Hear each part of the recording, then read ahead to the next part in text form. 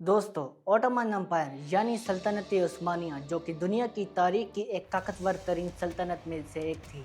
इस सल्तनत ने मिडल ईस्ट, मशरकी यूरोप और शुमाली अफ्रीका के कई इलाकों पर 600 साल तक हुकूमत की।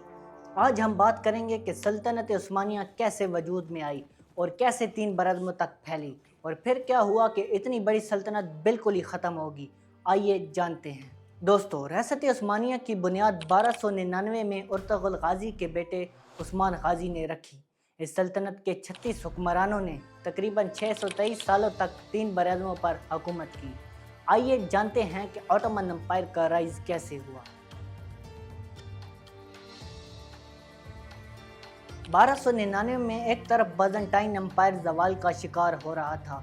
बाज़ंटाइन के लोग क्रिश्चियन मज़हब के पैरोकार थे और दूसरी तरफ टर्किश सल्जूक रियासत को मंगोल कुचल रहे थे। अनातोलिया का इलाका, जिसे आज टर्की के नाम से जाना जाता है, सल्जूक रियासत के इख्तिताम के बाद अनातोलिया छोटी छोटी हुकूमतों में तकसीम हो गया। तुर्की के लोग बहादुर और जंगजू थे और अपने लोगों के साथ वफादार थे, मगर किसी सेंट्रल ताकत के साथ मुंसलिक नहीं थे। इन तुर्कों में से एक निडर और जंगजू रहनुमा उभरता है जो तुर्की के लोगों को जोड़ता है और नए टर्किश अम्पायर की बुनियाद रखता है जो 3 बरसों तक फैलती है। दोस्तों, तुर्की के गाजी इस्लाम के जंगजू थे और अपने सुपह सलार की क़यादत में फ़ौज तश्कील देते और इस्लामी निज़ाम के नफाज के लिए जंगें लड़ते और इस्लाम पर सख्ती से कारबंद रहते। दोस्तों, 13वीं सदी में बाज़ंतीनी रियासत के इलाकों पर तुर्की के गाजियों ने हमले करना शुरू कर दिए। इन गाजियों में कामयाब तरीन गाजी का नाम उस्मान गाजी का था। अपनी कामयाबियों के बायस 1300 से 1326 के दरमियान उस्मान ने एक छोटी सी रियासत बना ली जो फैलते फैलते एक बहुत बड़ी सल्तनत उस्मानिया बनती है। उस्मान गाजी जंगों में मंजनीकों और बड़े बड़े गोल पत्थरों और भारी तोपों का इस्तेमाल करते जो किलों की मजबूत दीवारों को तोड़ने में मददगार साबित होती। उस्मान गाजी की वफ़ात के बाद 1327 में उसके बेटे ओरहान गाजी उस्मानी लीडर बनते हैं जो 1362 तक रहे। 1361 में ओरहान गाजी ने बाज़ंटाइन का एक अहम शहर एड्रियानोपल फतह किया। दोस्तों, उस्मान गाजी, ओरहान गाजी और फिर सुल्तान मुराद अव्वल की क़यादत में सल्तनत उस्मानिया तेज़ी से बढ़ना शुरू होती है। सुल्तान मुराद अव्वल 1362 से 1389 तक सुल्तान रहे। सुल्तान मुराद ने बल्गारिया से खैराज लेना भी शुरू किया और सल्तनत उस्मानिया का पहला दारुल हुकूमत अदरना भी सुल्तान मुराद ने 1359 में फतह किया।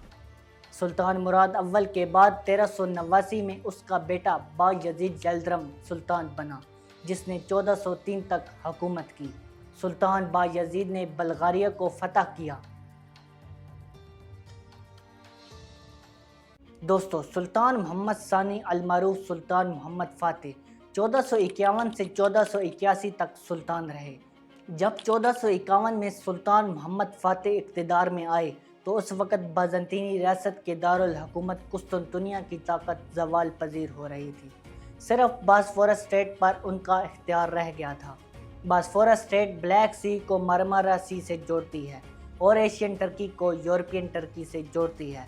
इस स्ट्रेट पर कब्जे की वजह से सल्तनत उस्मानिया के एशियन और बैल्कन एरिया के दरमियान की ट्रैफिक को नुकसान पहुंचा सकते थे। सुल्तान मोहम्मद इस बात से वाकिफ़ था, इसलिए कुस्तुनतुनिया पर हमले का इरादा किया और 1453 में बाकायदा हमला कर दिया। सुल्तान मोहम्मद की फ़ौज ने एक तरफ से बड़े गोल पत्थरों को फेंकने वाली तोपों से किले की दीवारों पर फायर करना शुरू किए और दूसरी तरफ से अपने 70 बड़े बहरी जहाज़ों के साथ बास्फोरस स्ट्रेट से बंदरगाह तक पहुंच जाते हैं। अब सुल्तान मोहम्मद की फ़ौज कुस्तुनतुनिया पर दोनों तरफ से हमला कर रही थी।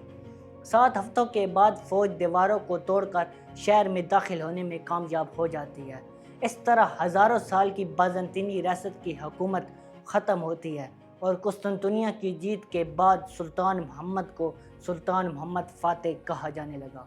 सुल्तान मोहम्मद बेहतरीन जंगजू और काबिल हुक्मरान थे। सुल्तान मोहम्मद ने बाकायदा कानून मुरतब किए और इल्म और हुनर सीखने के लिए इदारे बनाए। तमाम मज़ाहिब के लोगों को उस शहर में रहने की इजाज़त दी।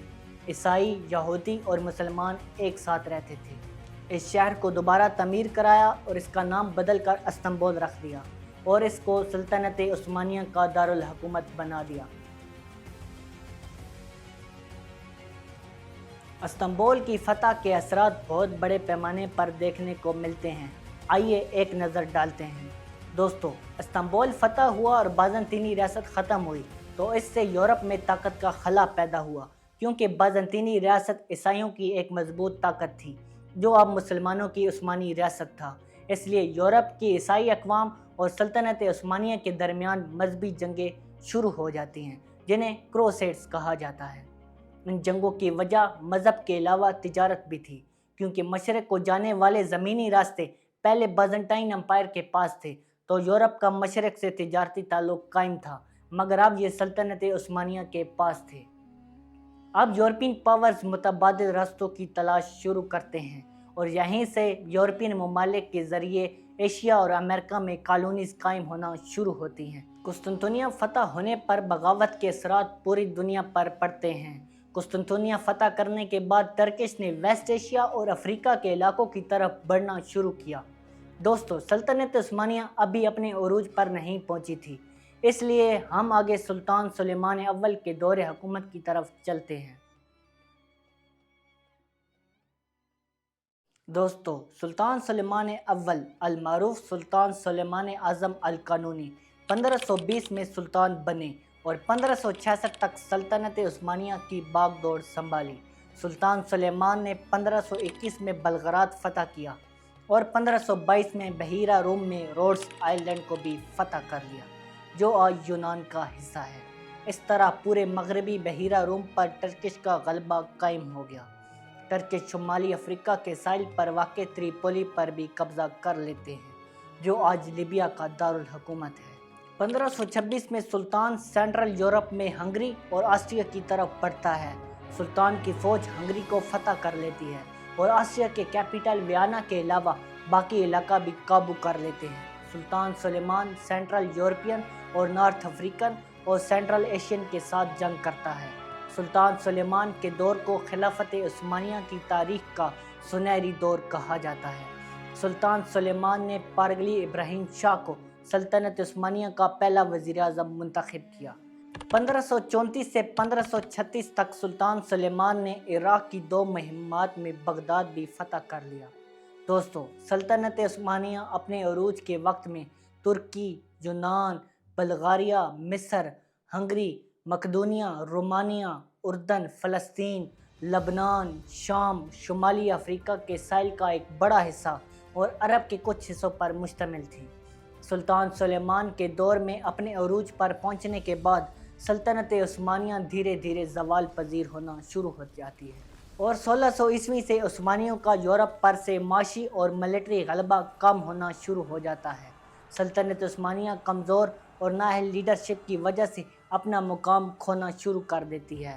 1683 میں ویانا کی جنگ میں عثمانی ترک ہار جاتے ہیں، جس کی وجہ سے سلطنت مزید کمزور ہونا شروع ہو جاتی ہے اور ایک ایک کر کے بہت سے علاقے کھو دیتی ہے۔ 1830 میں یونان بغاوت کر کے سلطنت عثمانیہ سے آزادی حاصل کر لیتا ہے اور 1878 میں کانگریس آف برلن کے دوران رومانیہ، سربیا اور بلغاریہ بھی سلطنت عثمانیہ سے آزاد ہو جاتے ہیں۔ اس کے بعد 1912 اور 1913 میں ہونے والی بالکن جنگوں کے دوران سلطنت عثمانیہ یورپ کے سبھی علاقوں کو کھو دیتے ہیں۔ دوستو، جس وقت پہلی جنگ عظیم شروع ہوئی تو اس وقت سلطنت عثمانیہ انتہائی زوال کا شکار ہو رہی تھی۔ 1914 میں ٹرکش عثمانی فوج جرمنی اور آسٹریا کی سائیڈ سے عالمی جنگ کا حصہ بنتی ہے تو 1918 میں الائیڈ پاورز کی آرمیز انہیں شکست دے دیتی ہے، جو سلطنت عثمانیہ کے مزید زوال کا باعث بنتی ہے۔ دوستو، یوں 1300 عیسوی میں عثمان نے اناطولیہ میں ایک ٹرکش قوم کی بنیاد رکھی، جو 1500 عیسوی کے اختتام تک 3 براعظموں تک پھیل گئی۔ اس کے بعد کوئی سلطان اتنی بڑی سلطنت کو سنبھالنے میں کامیاب نہ ہو سکا۔ اس کی وجہ سے 600 سالوں تک حکومت کرنے والے عثمانی ترکوں کا راج ہمیشہ کے لیے اختتام پذیر ہوا۔ دوستو، یہ تھی ہماری آج کی ویڈیو۔ امید ہے آپ کو پسند آئی ہوگی۔ اپنی آراء سے کمنٹ میں آگاہ کیجیے گا۔ ملتے ہیں اگلی ویڈیو میں، تب تک اپنا اور اپنے گھر والوں کا خیال رکھیے گا۔ اللہ حافظ۔